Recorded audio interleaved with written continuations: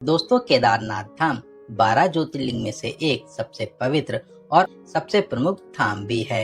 हिमालय की गोद में बसी केदारनाथ घाटी, जहां पर महादेव साक्षात विराजमान हैं और यहीं पर सर्वप्रथम पांडवों को दर्शन देकर स्वर्ग का रास्ता दिखाया था। तो आज मैं आपको केदारनाथ यात्रा की संपूर्ण जानकारी बताऊंगा, जैसे आप यहां तक कैसे पहुंचेंगे, रुकने के लिए होटल या टेंट कहां पर लेना चाहिए और इनके क्या रेट्स रहते हैं, यात्रा करने का सही तरीका क्या है, रजिस्ट्रेशन आप कैसे करेंगे, घोड़ा, पिट्ठू, पालकी, हेलीकॉप्टर, इनके क्या चार्जेस रहते हैं, खाने पीने की कैसी व्यवस्था है, यात्रा में कितना बजट लग सकता है, और वो सभी जानकारियां जो इस पावन यात्रा को बहुत आसान बना सकें।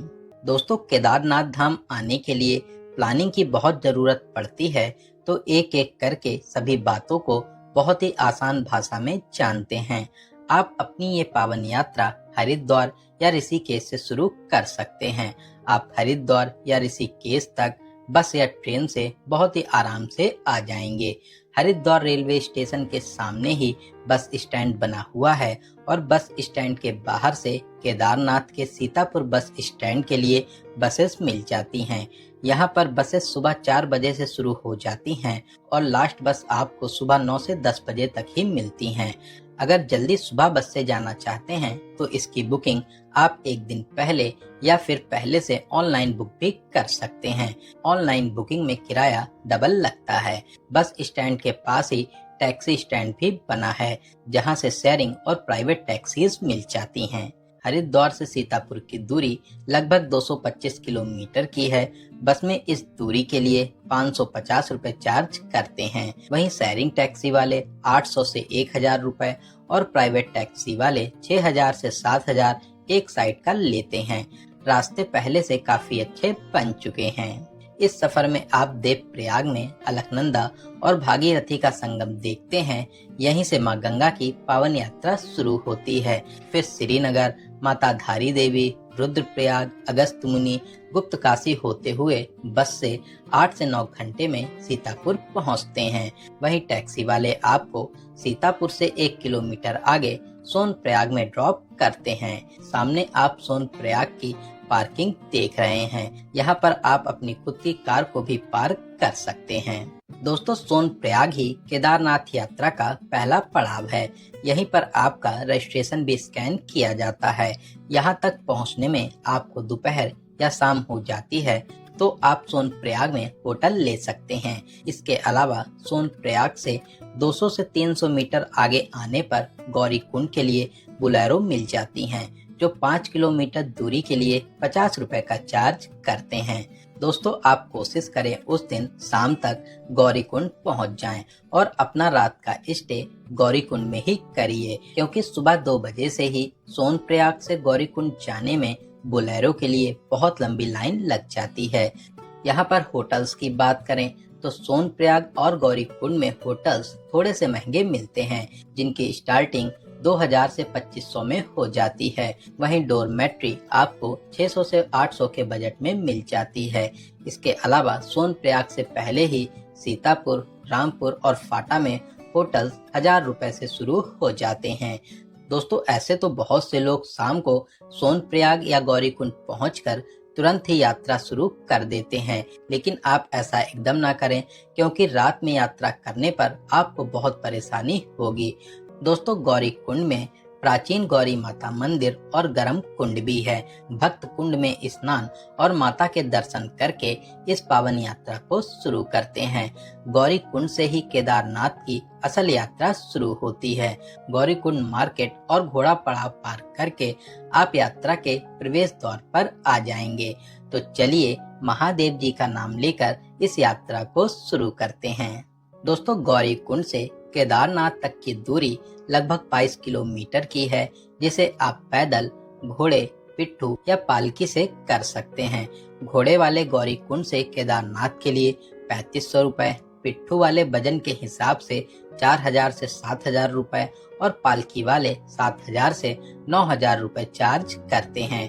आप बहुत से झरनों और प्राकृतिक नज़ारों को देखते हुए जंगल चट्टी को पार कर लगभग 8 किलोमीटर की दूरी को पूरा करके भीमबली आ जाएंगे। जंगल चट्टी और भीमबली में रुकने के लिए GMBN के टेंट्स भी मिल जाते हैं।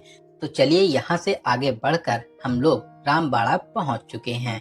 तो रामबाड़ा से आगे यात्रा और कठिन हो जाती है क्योंकि यहाँ से आगे एकदम खड़ी चढ़ाई है और अब आपको पहले से ज्यादा थकान भी लगेगी। तो आप रुकते रुकाते खाते पीते ही आगे की यात्रा करते रहें।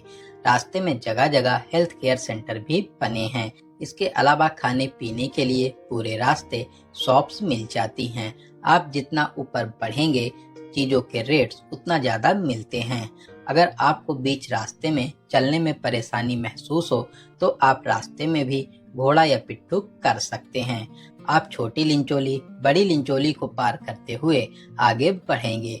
दोस्तों, आप एक बात का यहाँ पर विशेष ध्यान दीजिए, रास्ते में जगह जगह शॉर्टकट्स हैं, लेकिन आप इनका प्रयोग एकदम ना करें क्योंकि इनका प्रयोग करने पर आपको थकान बहुत जल्दी होगी।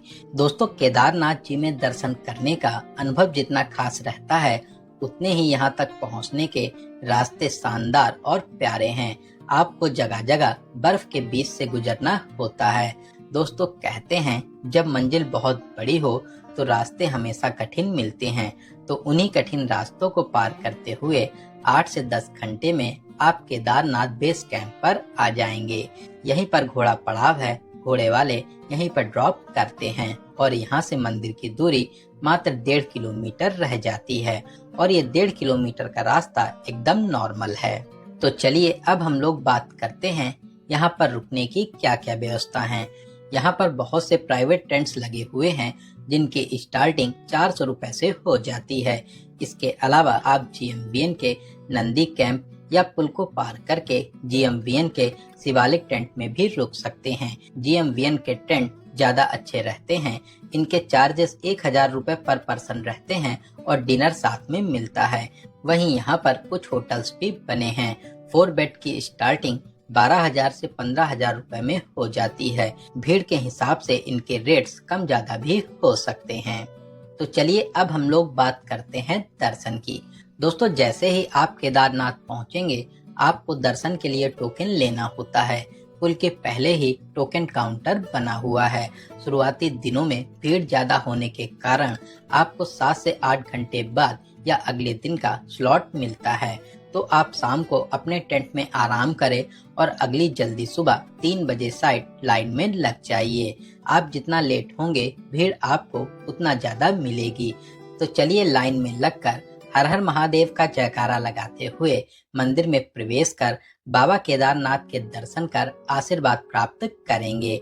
मंदिर के गर्भगृह में महादेव विशाल शिवलिंग के स्वरूप में विराजमान हैं। दोस्तों, आप बहुत ही किस्मत वाले हैं जो बाबा ने आपको अपने धाम में बुलाया है। दोस्तों, आप कमेंट बॉक्स में हर हर महादेव जरूर लिखें। अगर आप 12 से 1 बजे तक दर्शन कर लेते हैं तो आपको गर्भगृह में स्पर्श दर्शन होते हैं। फिर उसके बाद में दूर से ही दर्शन कराए जाते हैं। इसके अलावा अगर आप हेलीकॉप्टर से आते हैं या फिर VIP दर्शन करना चाहते हैं तो आप 1100 में VIP टोकन भी ले सकते हैं। वहीं अगर आप यहाँ पर विशेष पूजन भी कराना चाहते हैं तो मंदिर के पास में ही काउंटर बना हुआ है, वहाँ पर आपको पूरी जानकारी मिल जाती है। मंदिर में दर्शन की टाइमिंग की बात करें तो शुरुआती दिनों में भीड़ होने के कारण सुबह 5 बजे से रात 10 बजे तक दर्शन हो रहे हैं। इसके अलावा नॉर्मल दिनों में सुबह 5 बजे से दोपहर 3 बजे तक और फिर शाम को 5 बजे से 7 बजे तक दर्शन होते हैं। तो चलिए बाबा केदारनाथ जी के दर्शन करने के बाद में मंदिर के पीछे आ जाएंगे। यहाँ पर विशाल भीमशिला स्थापित है। दोस्तों, 2013 में आई भयंकर आपदा के समय यह शिला पहाड़ों से गिरते हुए मंदिर के एकदम पास आकर रुक गई, जिससे पानी का तेज बहाव दूसरी दिशा में मुड़ गया। मंदिर के आसपास जो कुछ था सब कुछ तहस नहस हो गया, लेकिन मंदिर को जरा सा भी नुकसान नहीं पहुंचा। आप भीमशिला के दर्शन और पूजन जरूर करें। यहाँ से 50 मीटर दूरी पर भगवान श्री आदि शंकराचार्य स्थल है। आप वहां पर भी जाकर प्यारी सी प्रतिमा के दर्शन कर सकते हैं। यहाँ पर आदि शंकराचार्य जी की बहुत ही भव्य प्रतिमा स्थापित है। इसके अलावा यहाँ से 1 किलोमीटर दूर ऊंची पहाड़ी पर श्री भैरवनाथ मंदिर भी स्थापित है। आप वहां पर भी जाकर दर्शन करके इस पावन यात्रा को सफल बना सकते हैं। तो चलिए अब हम लोग बात करते हैं यहाँ पर खाने पीने की कैसी व्यवस्था है। दोस्तों, यहाँ पर बहुत से ढाबे और रेस्टोरेंट बने हुए हैं जहाँ पर आपको बहुत ही शुद्ध भोजन मिलता है, लेकिन यहाँ पर खाने पीने के रेट्स थोड़े से ज्यादा हैं क्योंकि ये स्थान काफी ऊंचाई पर है। नीचे से सामान लाने पर यहाँ पर रेट्स बढ़ जाते हैं। तो खाना पीना और कुछ देर आराम करने के बाद अब हम लोग नीचे के लिए वापसी करेंगे। फिर आप अपने घर या यहाँ से बद्रीनाथ की यात्रा कर सकते हैं। दोस्तों, इस पावन यात्रा के लिए रजिस्ट्रेशन जरूरी है। तो आप चार धाम यात्रा की ऑफिशियल वेबसाइट registrationandtouristcare.uk.gov.in से अपना रजिस्ट्रेशन करा सकते हैं। इसके अलावा आप हरिद्वार या ऋषिकेश से ऑफलाइन भी रजिस्ट्रेशन करा सकते हैं, लेकिन ऑनलाइन ज्यादा अच्छा है क्योंकि ऑफलाइन में बहुत ज्यादा भीड़ होती है तो आपको थोड़ी सी प्रॉब्लम भी हो सकती है। दोस्तों, अगर आप इस पावन यात्रा को हेलीकॉप्टर से पूरा करना चाहते हैं तो गुप्त काशी, फाटा और सिरसी से केदारनाथ धाम के लिए हेली सर्विस भी चलती है। अभी 22 अप्रैल से 15 जून तक की बुकिंग हो चुकी है।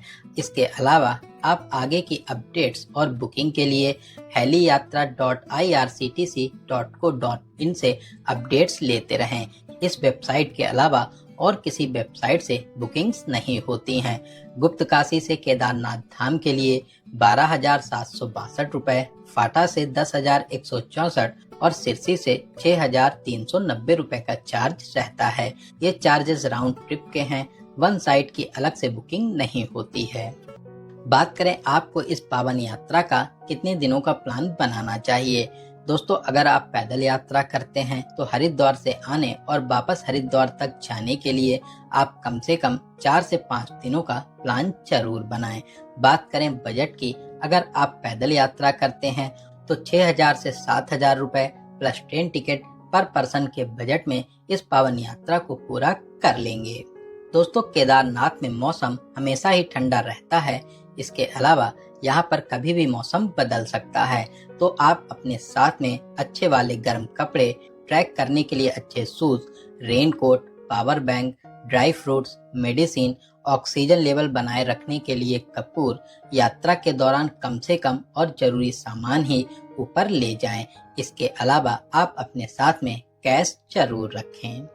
तो दोस्तों, यहाँ पर मैंने आपको केदारनाथ यात्रा से जुड़ी हर एक छोटी बड़ी जानकारी को बहुत ही अच्छे और सही से बताने की पूरी कोशिश की है। इसके अलावा फिर भी आपके कोई क्वेश्चन रह जाते हैं तो आप कमेंट के माध्यम से पूछ सकते हैं। बहुत ही जल्दी आपके कमेंट का रिप्लाई दिया जाएगा।